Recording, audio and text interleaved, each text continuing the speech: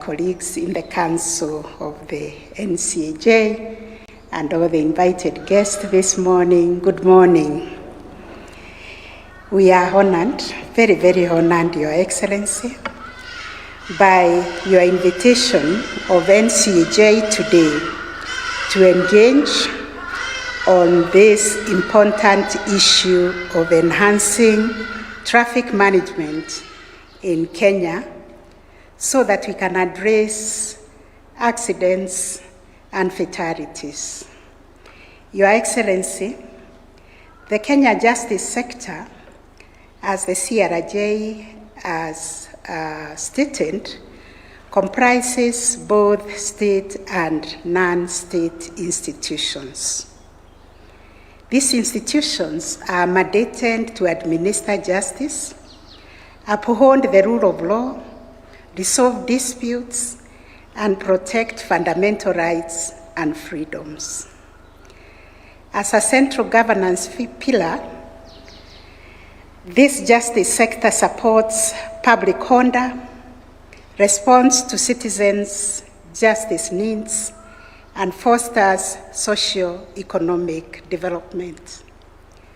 We use two symbols, Your Excellency: the symbol of justice, which is the scale, and the chain link, which reminds us that each one of us is holding a part of that chain link, and each is as the strongest as the weakest.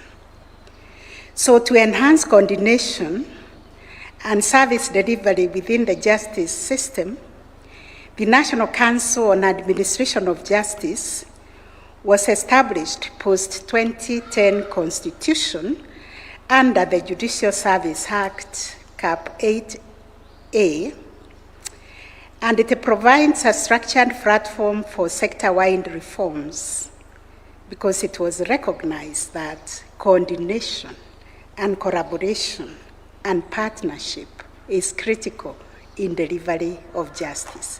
None of us can succeed alone. We must work together and work with synergy. So the execution of this mandate is aimed at ensuring that the justice sector remains accountable and efficient and responsive in providing access to justice for the citizens. We realized when there are fatalities, accidents on the roads, it doesn't matter whether it is NTSA that has failed, whether it's the police that has failed, whether it's the prosecution or the courts, all of us as a country, we have failed our country. So within the NCAJ reform agenda, traffic justice reforms are central.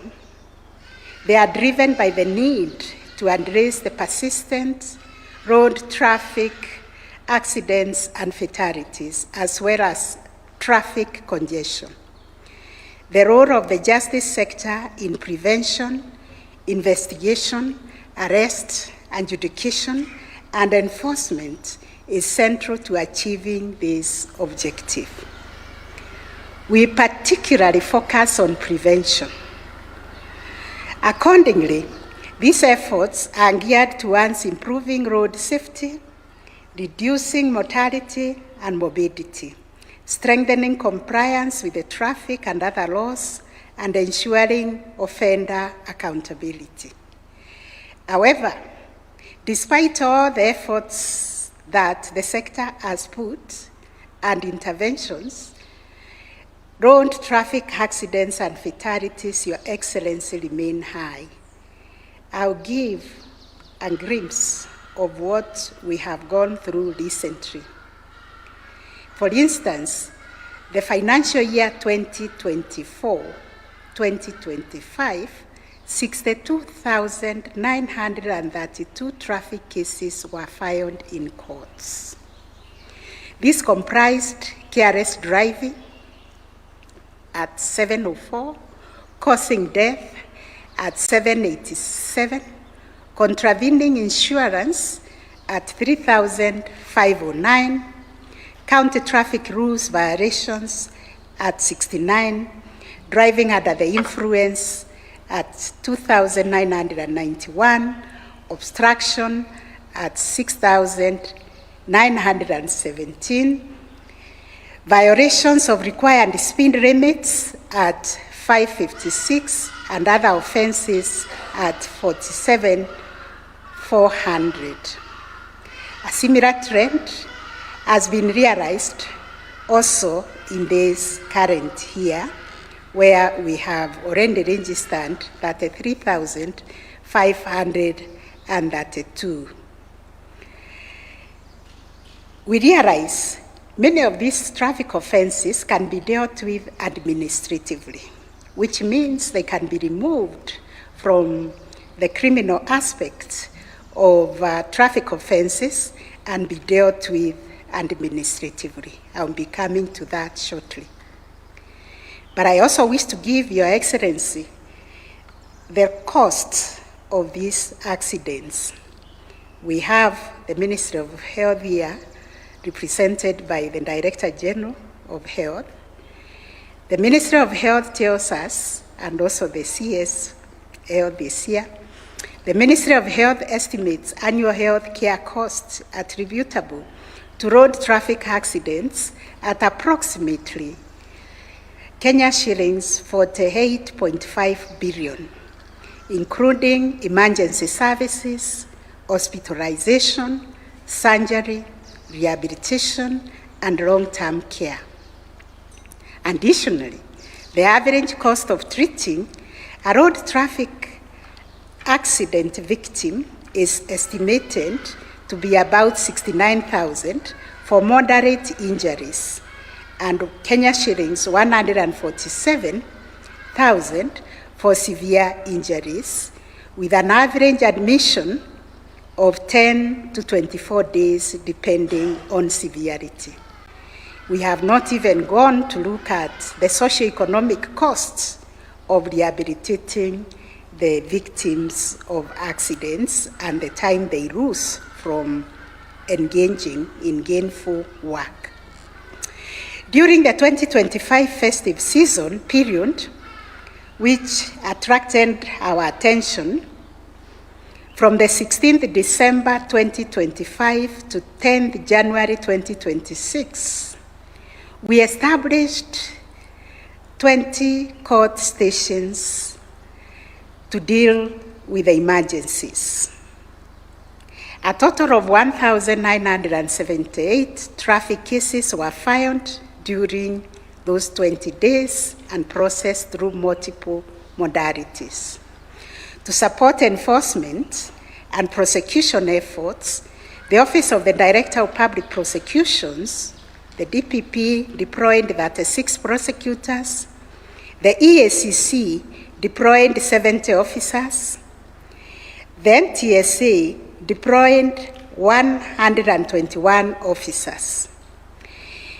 In 2025, a total of 5,000 road traffic deaths were reported, 2025, compared to 4,448 in 2024, reflecting an increase of 261 fatalities.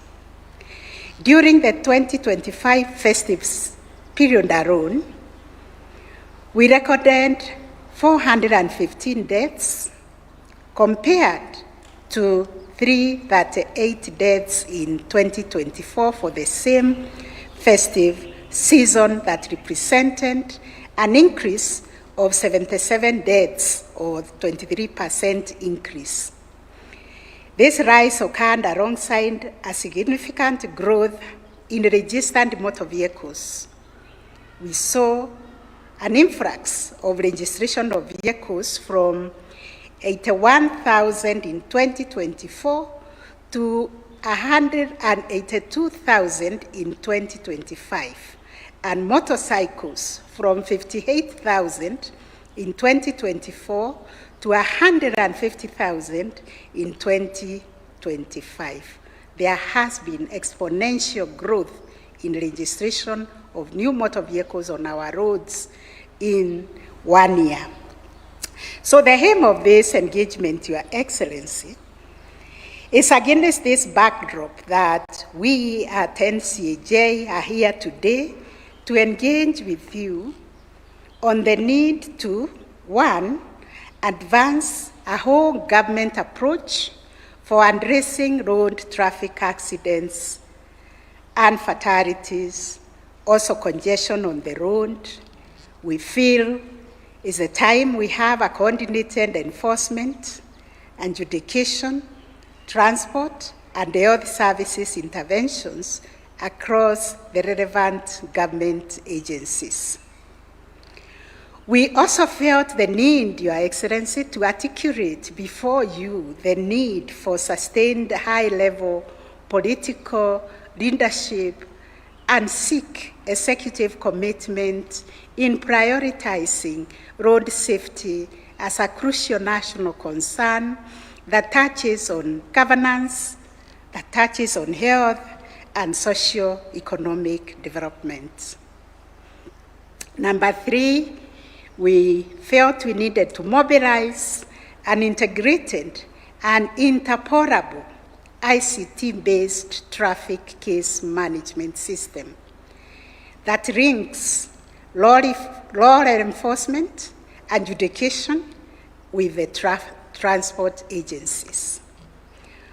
The need also to mobilize Your Excellency and the entire executive, the legislature, to support the enactment and amendment or operationalization of key statutory and regulatory instruments necessary for the effective investigation, prosecution, and adjudication of traffic offenses, and more importantly, prevention.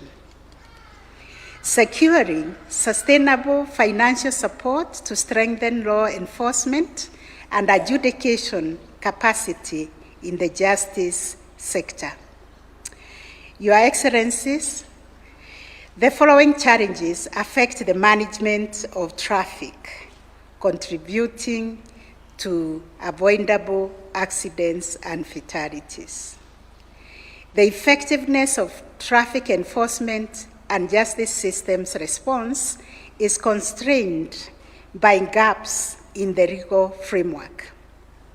We are also limited by digital integration across institutions, resources and capacity limitation, and integrity challenges in investigation, prosecution, and adjudication. In addition, public conduct remains a significant concern, particularly the unruly behavior within the border sector. Political interference in the enforcement of traffic laws, especially in the management of border and PSVs, is a significant challenge. Moreover, inefficient emergency response systems in the aftermath of accidents weakens road safety outcomes and accountability.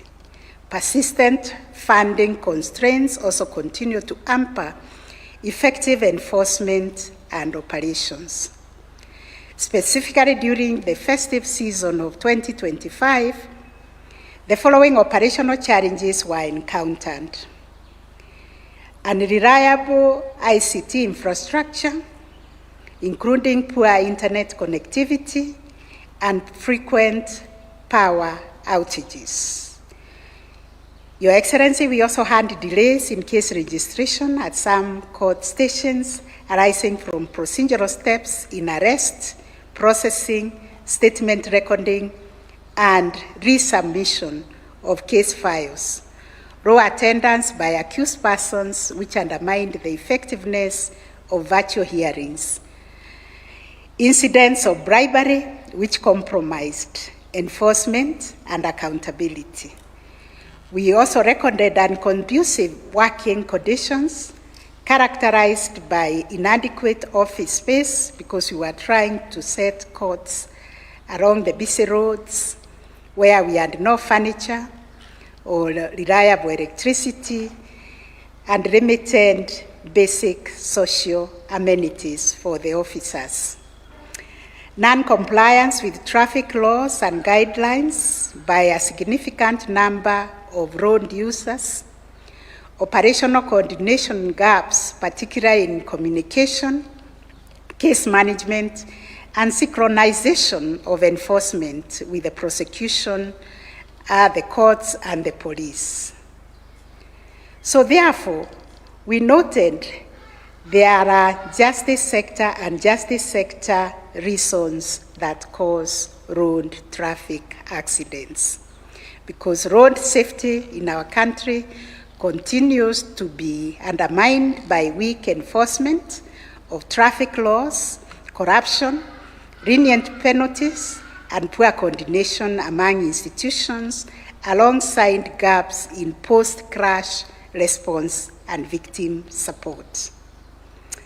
These systemic challenges are compounded by unsafe driver behavior, inadequate driver training and licensing, the use of unroadworthy vehicles and deficiencies in road infrastructure, factors that disproportionately endanger vulnerable road users such as pedestrians and motorcyclists or other drivers who are on the right lane.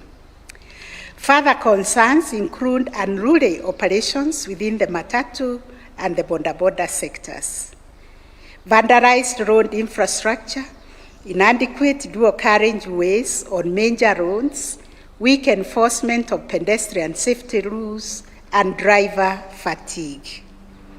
So, Your Excellency, we have some recommendations. We require strong political and leadership support in the management of the bondas and PSVs. This should also entail supporting measures to enhance the observance of the rule of law, and Your Excellency, also to address the challenges affecting the youth as manifested by emerging protests, especially at a time like this when we are nearing elections. Indeed, as the NCAJ, we convened a special council meeting in July last year in the wake of the public protests and unrest, and we gave the responsibility to the Kenya Law Reform Commission to lead in the legal reform efforts aimed at harmonizing public order management and freedom of assembly and protest. We also require a government-owned, integrated e-transport system linking the judiciary, NTSA, National Police Service, the Office of Director of Public Prosecutions, prisons, and other relevant institutions to be established. Already, we have an integrated system between the judiciary and the ODPP, and we are ready to onboard others. Because such a system, with unfettered access and the use by the aforementioned agencies, will enhance efficiency and accountability across the justice chains. The system should be supported by deepened digitization of the justice sector through provision of adequate ICT hardware, reliable internet, and interoperability of information systems of all actors in the justice chain to support the e-justice and e-justice service delivery. Your Excellency, we are calling for fast tracking of the amendment of the Traffic Act to support the use of technology in the administration of instant traffic fines for minor offenses and demerit points on diverse licenses. We also call upon the priority consideration of the Penal Code and Criminal Procedure Code amendment bills currently in the National Assembly because those ones will strengthen the administration of justice and observance of the rule of law and maintenance of peace and security. We also call for operationalization of the National Road Safety Action Plan 2024-2028, especially the establishment of the multi-agency steering committee and the county transport and safety committees. We should include key justice sector players to enhance coordination and enforcement.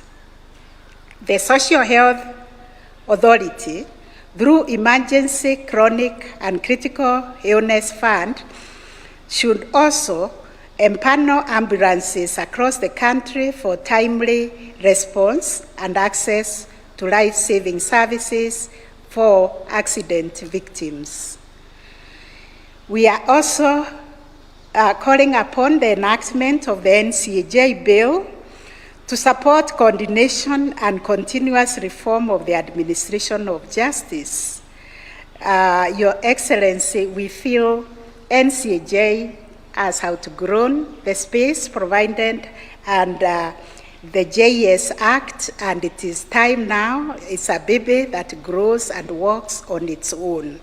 15 years being nurtured by JSC, NCAJ should have its own bill because this coordination is a huge mandate. The justice system is pivotal in ensuring reduction of crime, enhancing peace, and resolving commercial disputes, thus supporting entrepreneurship and investments, which are key ingredients for economic growth. This is why the NCAJ bill is urgent, because it touches on all the sectors of justice. It will provide adequate and sustainable financial support to NCAJ and the NCAJ committees on traffic reforms. It will facilitate continuous reforms, monitoring, and sector-wide coordination. Currently, the NCAJ is funded through a very small budget line from the judiciary, rather than through an independent allocation, and because of lack of funds, limits its operational autonomy and capacity to effectively drive justice sector reform. So we are calling also on strengthening of integrity and accountability mechanisms within the justice sector through increased support of the implementation of the justice sector anti-corruption strategic guiding framework to curb corruption in the transport and other sectors and enhance integrity and accountability. This strategic guidance framework is the outcome of the Committee of Arms meeting Your Excellency convened in January 2024, where we resolved that the NCAJ takes the reins on the fight for integrity within the justice sector. Therefore, Your Excellency, the various agencies have the guiding framework for the fight against corruption, and they have all been mandated to cascade what is in the anti-corruption guiding framework and implement that guiding framework within their organizations. We are also calling for sustained public awareness. This work cannot be won by the government alone, or government institutions and other actors alone. We need a sustained public awareness and structured stakeholder engagement to enhance compliance and overall effectiveness. Finally, comprehensive road safety education and sustained awareness campaigns should be institutionalized, targeting schools, public service vehicles operators, boda operators, and the general public to foster long-term behavioral change and safer road use practices. Your Excellency, we always talk about budget, and sometimes I seem like a broken record when I speak about funding, but it is included by these actors that the entire sector receives an allocation of Kenya shillings 198 billion against the requirement of 337 billion, implying a funding gap of Kenya shillings 131 billion. Most importantly, Your Excellency, the justice sector agencies need infrastructure expansion. The police stations, the prisons, the judiciary, all our infrastructure requires strengthening. Adequate financing to enhance service delivery, including the provision of vehicles, motorbikes, computers, and other administrative utilities should also be prioritized. Further, owing to the expanded demand for services by the public, additional support is needed to facilitate the recruitment of additional prosecutors, state counsel, probation officers, and children officers. In conclusion, Your Excellency, we want to assure you that the NCAJ stands ready to lead and coordinate the justice sector and to respond in partnership with the executive and with the legislature to ensure that our laws are modern, our systems are interpolable, our enforcement is firm but fair, and our institutions are accountable. With strong political will, sustained investment, and corrective responsibility, Kenya can significantly reduce road traffic fatalities and restore order and safety in our road. Thank you very much for listening, Your Excellency. I don't think we had an opportunity to hand over to you this anti-corruption strategic guiding framework for Kenya justice sector. And now that we are all here, allow me to present to Your Excellency a copy of this strategic framework.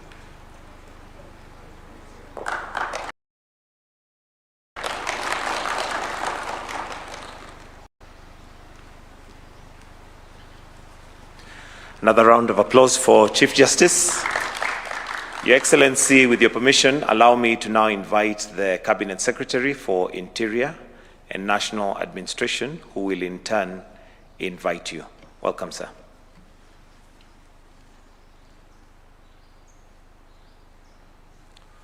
Your Excellency, the President of the Republic of Kenya, Dr. William Samoei Ruto, Honorable Chief Justice, distinguished guests, ladies and gentlemen, good morning.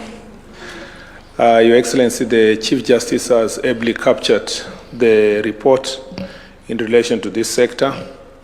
I had the privilege of serving in your administration, my first part as in the Ministry of Roads and Transport, and you very well guided us on what needs to be done on that part, and CS Davis and the team are continuing with the progress of ensuring that we raise private sector resources to support this sector. Your Excellency, as a matter of fact, there is an ongoing contract that is about to commence on this area to ensure that instant fining system raises resources that can be able to support us. And most of the issues that have been raised by the Chief Justice will ably be addressed once that contract is underway, and I believe the resource gap that is really bothering us will be breached. Your Excellency, we acknowledge truly what the Chief Justice said about integrity being a matter of great concern when it comes to enforcement. And the people of Kenya have been on our case, particularly the National Police Service, about collection of bribe by enforcement officers on the roads. We have no defense because it is the truth. It's not one of those things that you can stand here and defend, because the people of Kenya see it all the time in our roads. And in our discussion, the answer is digitization and digital enforcement. You have already guided us to have cameras under the C4 project in 6 cities in the country. Nairobi will be ably covered, and a number of the cities, including Mombasa. Again, having cameras all over the place will make sure that these officers are held into account. In addition, having instant fining system that does not require human intervention will make sure that the instances of corruption come down. Lastly, this report captures the most important part, which is the citizen or the driver or the person who's using the road or motorist. Your Excellency, civic campaign will really need to be done. It's inevitable that our behavior on the roads is contributing immensely, including drinking and driving, people driving anyhow, a very bad border culture that seems to have become now the norm. Border now are being used not just to cause road traffic accidents, but to carry out criminal gangs activities around our cities. The regulations in this sector needs a major campaign for people of Kenya to accept that it is important to follow the law, but also we need to engage in very thorough enforcement. And NPS is properly briefed on the need to have thorough enforcement in this sector. Your Excellency, with those few remarks, on behalf of my colleagues, it is now my singular duty and pleasure to invite Your Excellency to give us guidance and advice pursuant to this report. Welcome, Your Excellency, the President.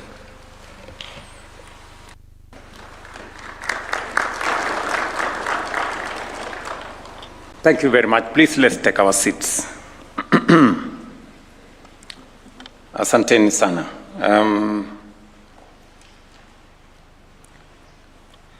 Let me welcome you again to this morning brief. I appreciate that it's not very warm around here, but I think it keeps all of us awake. There was a bit of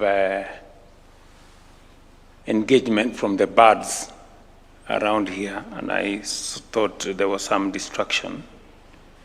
But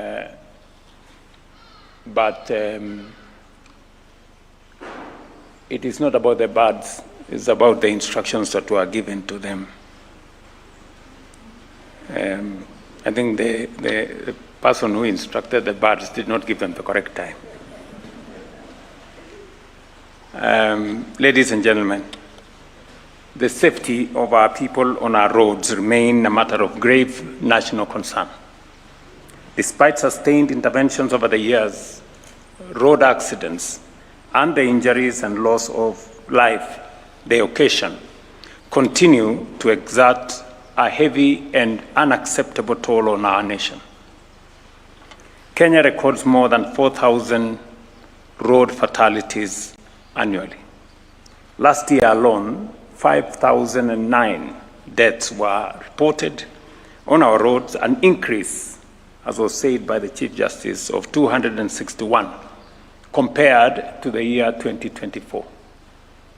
These accidents and their ensuing fatalities and injuries cost our economy an equivalent of 5% of our GDP, translating to an estimated Kenya shillings 450 billion annually. During the 2025 festive season alone, 415 deaths were recorded. Just imagine, a 23% increase from the previous year. I am, however, encouraged that deliberate steps are already being taken to confront this challenge, a multi-sectoral approach.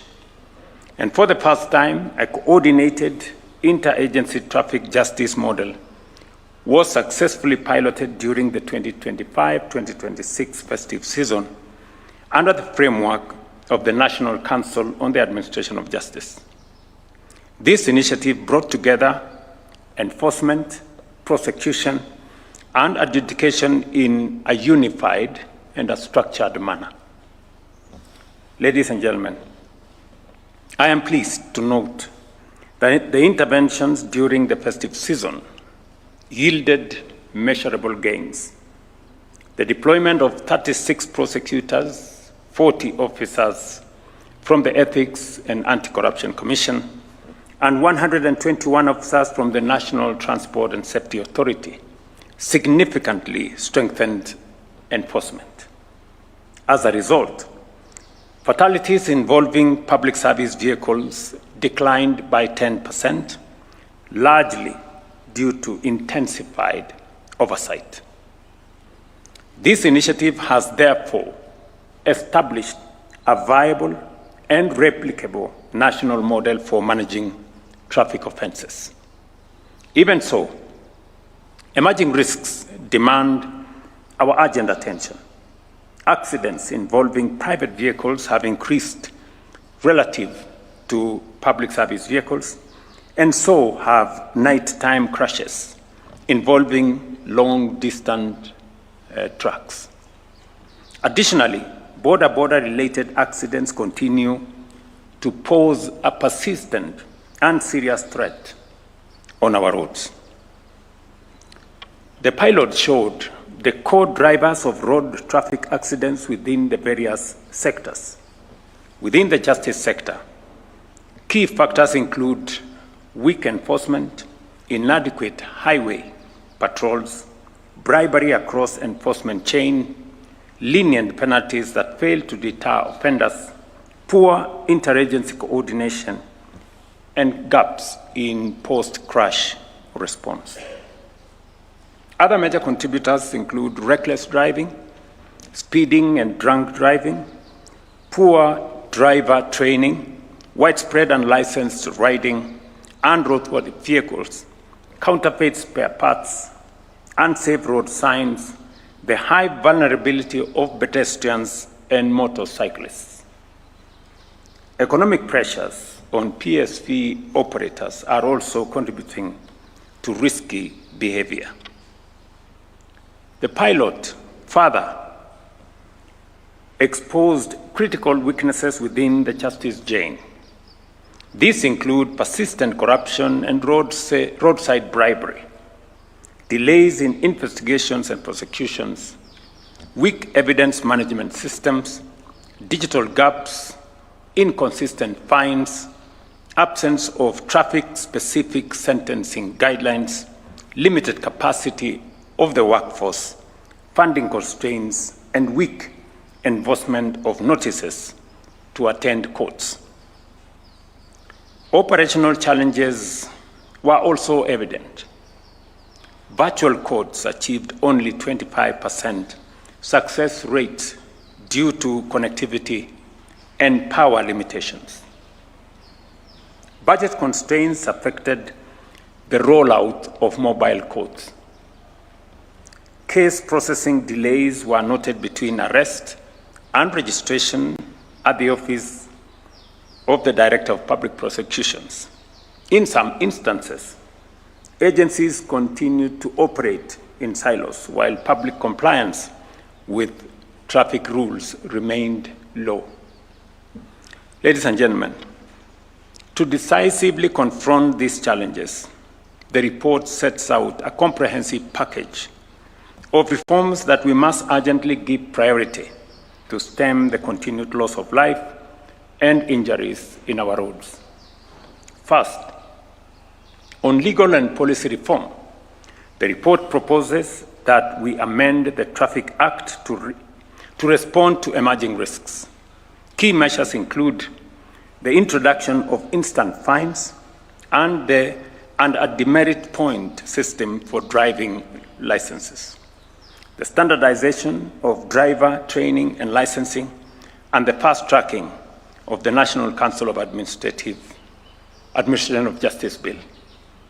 I think that's what the Chief Justice was saying, that it's now time that we have the NCAJ with its own statute that would help us coordinate better the actions of the different actors in this space. Second, on digital transformation, the report recommends the establishment of an integrated e-transport and traffic case management system, linking all relevant agencies. It also calls for the scaling up of automated ticketing, expanded deployment of CCTV and speed cameras, and the creation of a secure digital evidence management framework. Third, on police and integrity reforms, the report recommends the deployment of body-worn cameras for traffic officers, strengthened continuous vetting and integrity testing, enhanced anti-bribery mechanisms, and improved welfare, supervision, and working conditions for enforcement officers. Priority actions for non-justice sector agencies include fast-tracking the identification of black spots, particularly along the Northern Corridor and the Mombasa-Nairobi Highway. The report further calls for the adoption of safety by design principles in all new road projects and the expansion of pedestrian walkways, crossings, and dual carriageways. On vehicle and drivers, I note that the reports call for the strengthening of mandatory inspection of vehicles and motorcycles and the introduction of digital fatigue monitoring systems such as tachographs. It also recommends the requirement of defensive driver certification for PSV operators and the formalization of border operations through SACCO structures. Similarly, on emergency response, it is proposed that we establish additional trauma centers and ambulance response points along major highways, alongside the strengthening of the golden hour response framework to save more lives. The way forward, therefore, is clear. Sustained high-level political leadership is indispensable. Road safety must be pursued through a whole-of-government and a whole-of-society approach. Dedicated financing mechanisms, including the operationalization of the National Road Safety Fund, must now be prioritized. As a country, we have made an important step through coordinated enforcement and traffic codes. However, rising fatalities, systemic corruption risks, infrastructure gaps, and weak digital integration make it clear that road safety reform must now move from pilot phase to full national transformation. And while at it, I listened very carefully to the report that was made by the Chief Justice. And there are 2 or 3 fundamental things that come to my mind. To cut down on all the things that we have said, from weak enforcement, to bribery, to court attendance, to backlog in our courts.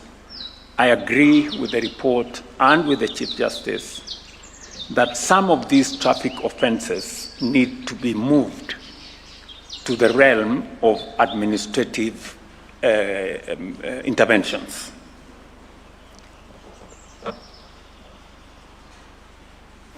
Part of the reason why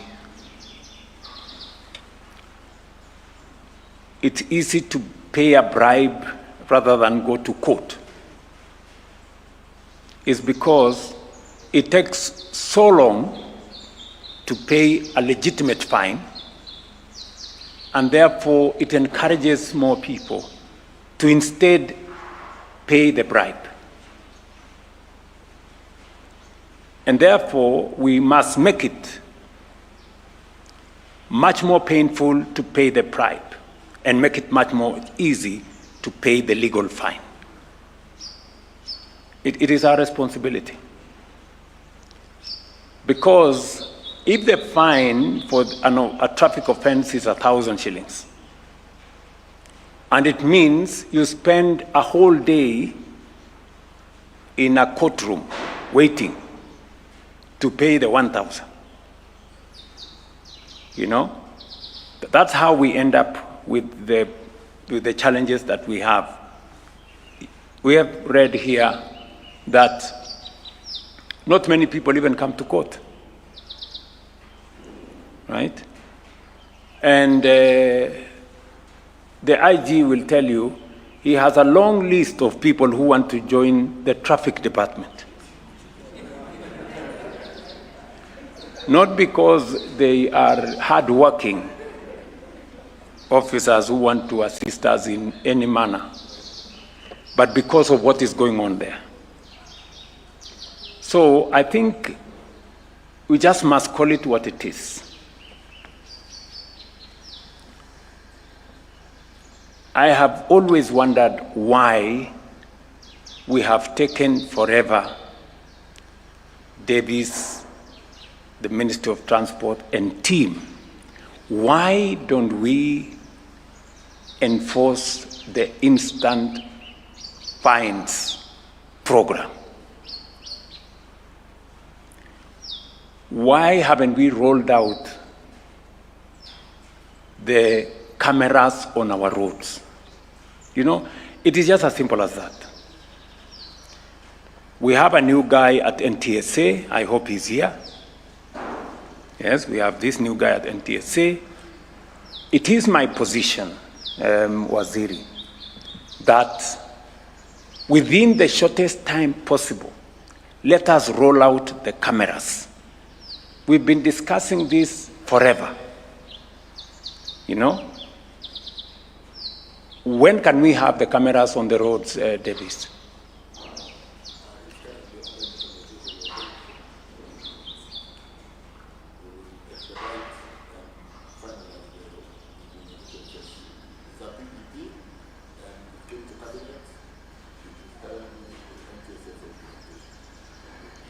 You haven't answered my question, Davis. When? When? Let's cut it to the chase. Because of the investors program, let's give it a maximum of 1 month. 1 month. 1 month. Thank you. It has to be 1 month. Thank you, I know it can be done within 1 month. We'll do it, Your Excellency. So, when you leave this place, Bwana DG, go do what you have to do with the support of the minister and the Minister of Transport. Rolling out the cameras is not rocket science. We've had cameras before on the roads. So let us roll out cameras in is it 5 or 6 major towns in Kenya in the next 1 month. And those cameras are already connected to the whole framework of instant fines. Is that correct? So that way, we will make it easy for us to do several things. Number one, we do not need to argue with offenders. The cameras will provide foolproof evidence that they are in breach. Number two, we do not have to go and bother the Chief Justice in court. The fine will be predetermined. When you have committed the offense, you will have a fine on your phone instantly. And the issue of us not having money will also end, because we'll be collecting money instantly. So we will solve all our problems in one shot. Okay? And then we can allow the Chief Justice to handle the serious cases of corruption and all the others. So there is absolutely, so two things that you must do. Let us implement the instant fines. Is the law in Parliament? The instant fines, is the instant fines regulations, are they already in place? Does anybody know? Pardon? They are in the minor traffic offences regulations. Yes, minor traffic offences regulations. Have they been adopted by Parliament? Yes. So in 2016.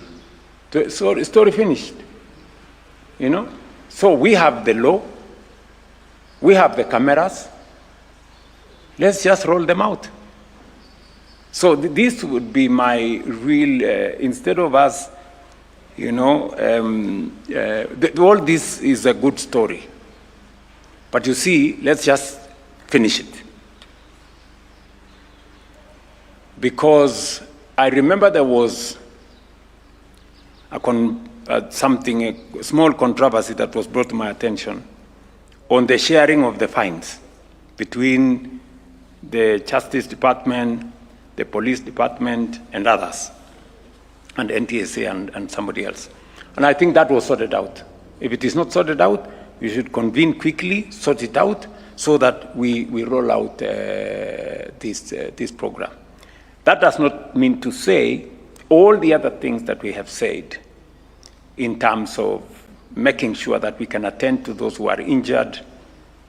And my proposal is that I hope the instant fine framework provides that the more offenses you commit, the higher the fine every time.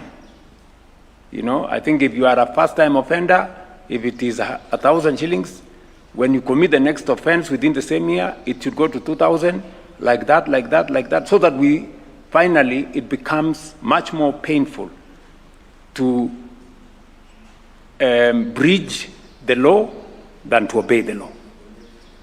As it is now, it is easier to breach the law than to observe the law. Okay?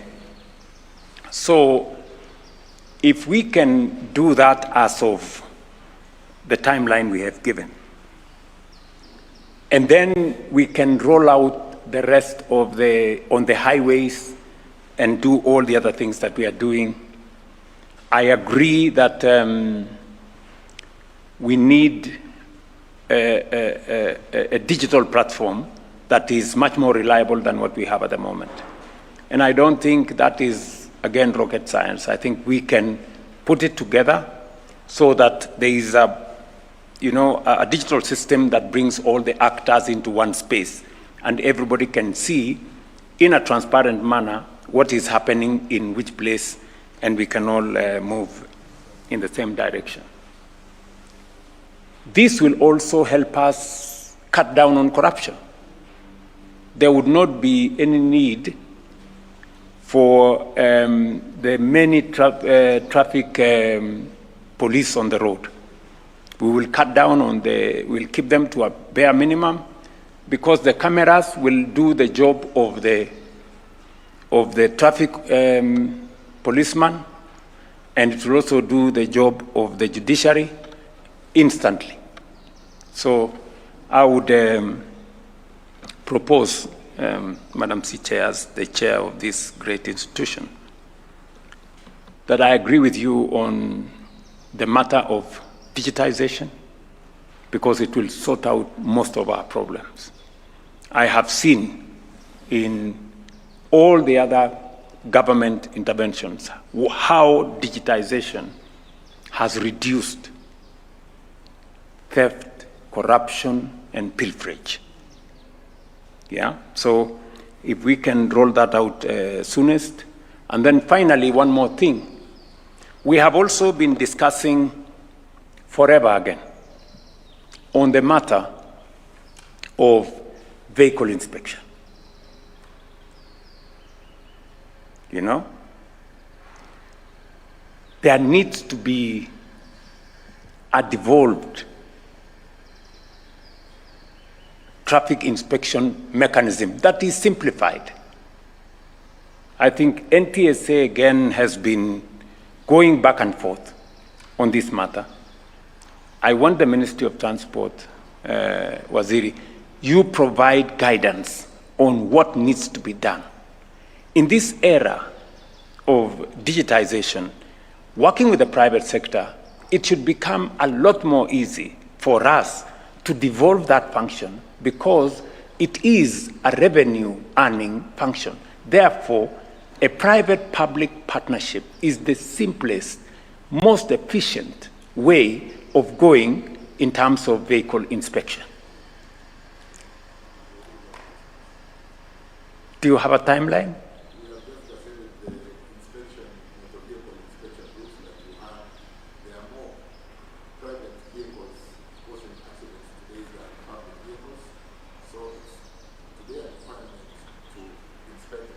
In Kenya. I'll shortly be addressing the media on the new regulations that we've just published and on the PPP framework for inspection of motor vehicles. Rather than spend some 12 billion, Bwana PS, we are working on PPP framework to get the private sector to come in. Absolutely. Thank you. Why are we looking for 12 billion shillings to inspect vehicles using government money when the private sector can do it and give us revenue? That's PS, you know? I told you this before. So again, Davis, so are the regulations been done? 2 weeks ago, I published the regulations. So they've not gone through Parliament? For inspection of motor vehicles, all motor vehicles, not just all vehicles. of them, yes. We publish regulation for drunken driving, and we publish regulation for use and order of using school vehicles so that we don't impair and interfere or cause harm to our children. Thank you. So the regulations you have published will also take us all the way to getting a public-private engagement towards the inspection of both public and private vehicles. Is that correct? That will be the only way to do, Your Excellency, because then motor vehicles have to be inspected in probably all the counties out there. They don't have to go to designated inspection centers. Yes. And because inspection of through PPP is a bankable business, correct, the private sector is willing to invest in that space. Correct. And we have so many people who are willing to work with government on motor vehicle inspection, you know, in a structured manner that makes sure that we are certain of the roadworthiness of every vehicle on the road, but without costing the public any money to do that exercise. That exercise can be done in different places by the private sector on revenue, and in the process we will also get some money to do all these other things we want to do. Is that correct? One more question. When? Because we've done the gazettement, Your Excellency, let's allow us to roll out the PPP framework for the private sector to develop. We are working very closely also with NTSA to set the threshold on who will be licensed and the rules to inspect vehicles. I'm told 1st of July. 1st of July. 1st of July? Yes. Bwana Deputy Comptroller, please put it in my diary so that I can call Davis on 1st of July to find out whether... Rules, Your Excellency. You've gazetted. No, I'm saying, but you know, 1st of July is when we will begin to implement the PPP framework. Is that right? Well, that's my understanding. Yes, Abu Bakar? Your Excellency, we're giving time for people to apply for licenses through NTSA. And licenses to do what? To operate a motor vehicle inspection center. Yes. So that then we give time for at least 3 months for people to set up these inspection centers. So that will take a bit of some time. Explain to me again, sorry. I'm saying We are encouraging, the regulations are now in place. So we are going to license private actors to get this license through NTSA, depending on the zoning that they will be operating. And then they're going to build these inspection centers so that the inspection of the vehicles takes place. So we have put a cutout deadline of 1st of July. By 1st of July, what will have happened? Vehicles will be being inspected. That's exactly what I was saying. Yes. So between now and 1st of July, you do everything else. So on 1st of July, there will be a place for every motor vehicle to be inspected. The same for the use of telematics for Yes. commercial service vehicles and Yes. school transportation. So 1st of July. Correct, Your Excellency. So there is no variation, it's still 1st of July. Okay, so, okay, just those two, those two will reduce the problem we have here by 70%. Just those two things we do. We get the vehicle inspection right, which means we will have as few as possible unroadworthy vehicles on our roads. And then number two, we will also raise some revenue to give to all these other good people to do the other things they need to do. And then on this camera business, we will also consolidate and make it administrative. I don't know whether that was what you meant, Chief Justice. Yes. Mm. So that we get from the police what they have recorded, the ODPP, to the judiciary, to the prisons, and on your dashboard, or my dashboard, I can be able to tell what is happening. Correct. Because of that system which is integrated. Yes. Yes. So that's one. That the integration of the system is very good. Yes. What I was saying is, if we zero in on the space on instant fines, yeah? Yes. It means the need to take this person who has committed a traffic offense, maybe he has jumped the lights or he has caused an obstruction, the need to drag that person to court is no longer there. Because we have categorized the offenses, the Yes. administrative offenses. Yes. That are now instant fines. Yes. They are no longer criminal. Yeah. They are no longer police, And court. judiciary, DPP. Correct. We are only left with the serious ones. Correct. Causing death. Yes. And other serious traffic offenses. So we are dividing the administrative. Correct. And the administrative, if you look at the statistics, Your Excellency, are the majority. They are the majority. Actually, 70%, yes, are the administrative traffic offenses. And they are the ones jamming our courts.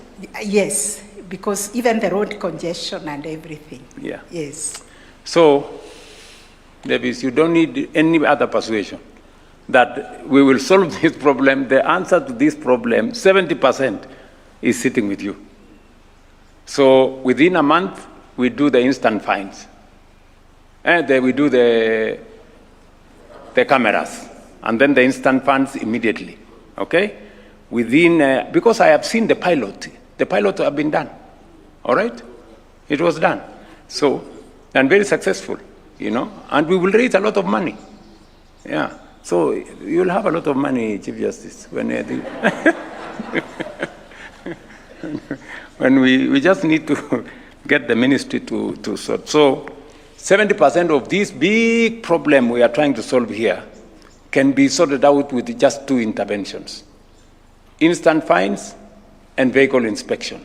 Things within our purview and our reach in months. So I am suggesting that